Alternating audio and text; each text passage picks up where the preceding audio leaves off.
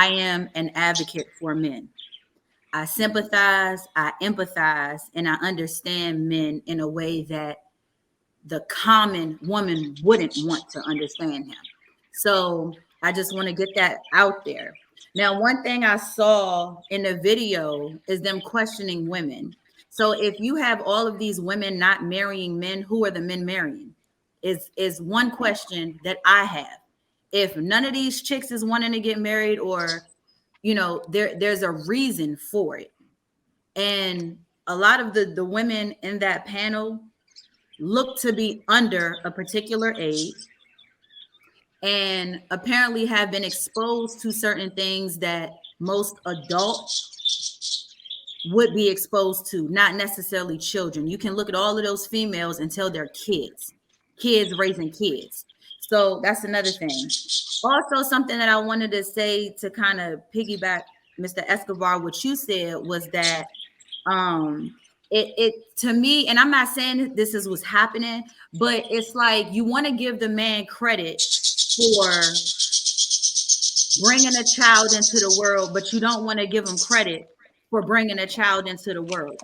You know what I'm saying? A man can sit here and do all of the unprotected sex in the world and have all of these babies, but when it's in a negative light, you don't want to give credit to that. It's the woman's fault. But if this man is bearing all of these children and the children may be doing well, or he has a good relationship with them, we take credit for that. We take credit for the fact that we're men. We stand strong. We do this we're supposed to be this for our kids. We're supposed to be that. We're supposed to set this example. We're supposed to set that. And I understand that.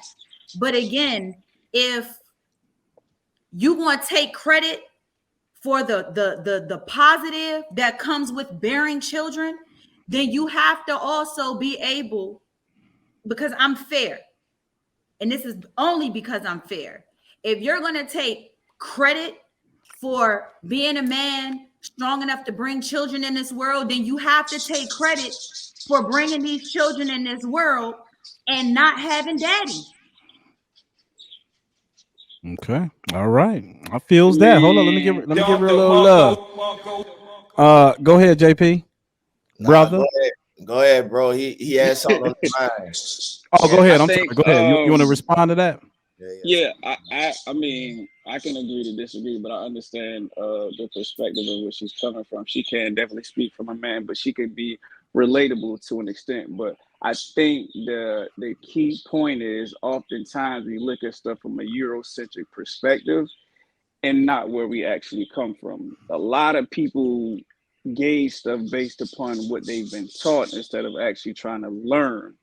And oftentimes, the very things we learn could be either wrong or right, depending on your teacher.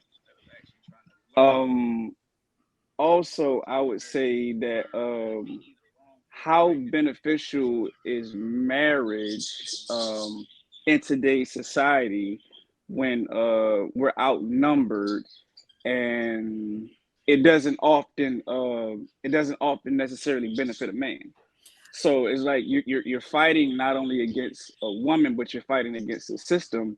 And oftentimes, as the Asiatic black man, me myself, and just like every other individual on this chat, I would say that our backs are against the wall more than any other race on this planet. I would actually say, even though we created the system to an extent. You get what I'm Um, saying?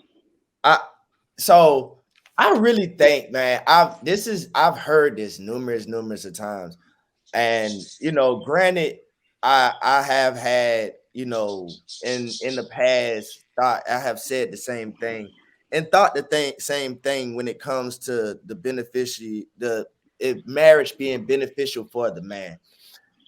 My issue is what I have realized is, with as a man, leadership is very important on the simple fact of, man, yeah, love is involved with marriage, man, but it's also the unity that comes one of understanding the benefits of a business, a partnership. I think There you we go. as a black community, we keep basing marriage so much on love. If we're gonna say a woman, it benefits the woman the most because she prides herself of finding a man because of stability. As a man, we also have to be able to find a healthy median when it comes to what's beneficial of having the woman on the stability aspect too, because of joint with two coming together. We have to be able to leverage the woman into our best ability to have a financial a very successful marriage financially. Because yes, she wants to be married because of stability, but as a man, we got to stop a lot. We got to stop going into marriage allowing the woman to suck us dry financially. Oh my goodness. Have Ooh wee. Okay, so I think to. I think I gave every last one of y'all a fair amount of time to kind of expound on the clip. So my thoughts, I look at it like this. I was on my way home, you know what I'm saying, to come set up the live and get ready for tonight's show. And I stopped by the gas station and I was I don't know. I was talking to the cashier and I asked him, I said, "Hey, you ever heard of hookup culture?" And he was like, "No, what's that?"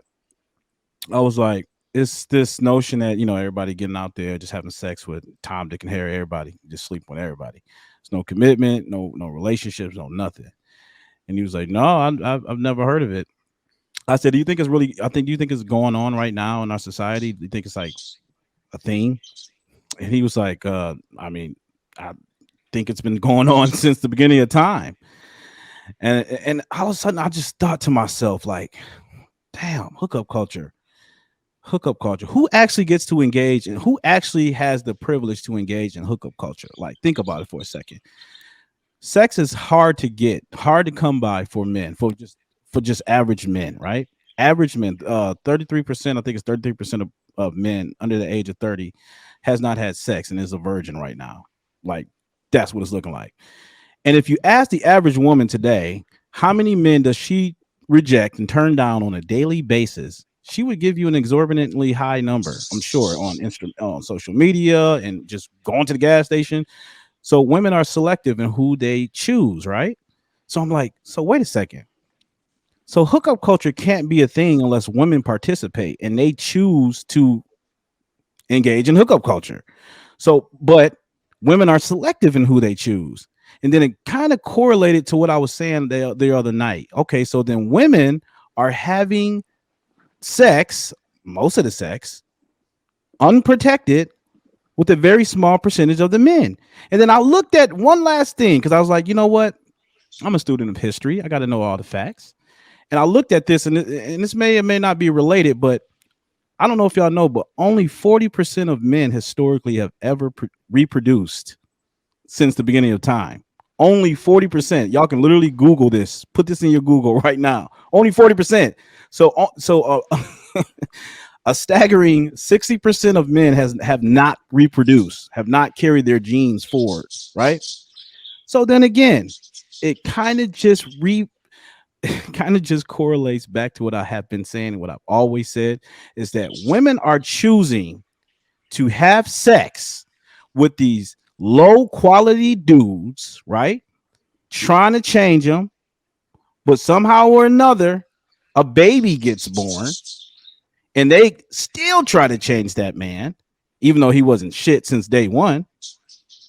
And they wonder why we have such a large swath of children, unborn children, children born out of wedlock right now. The majority of men are not responsible for that because the women are the ones that are making this decision.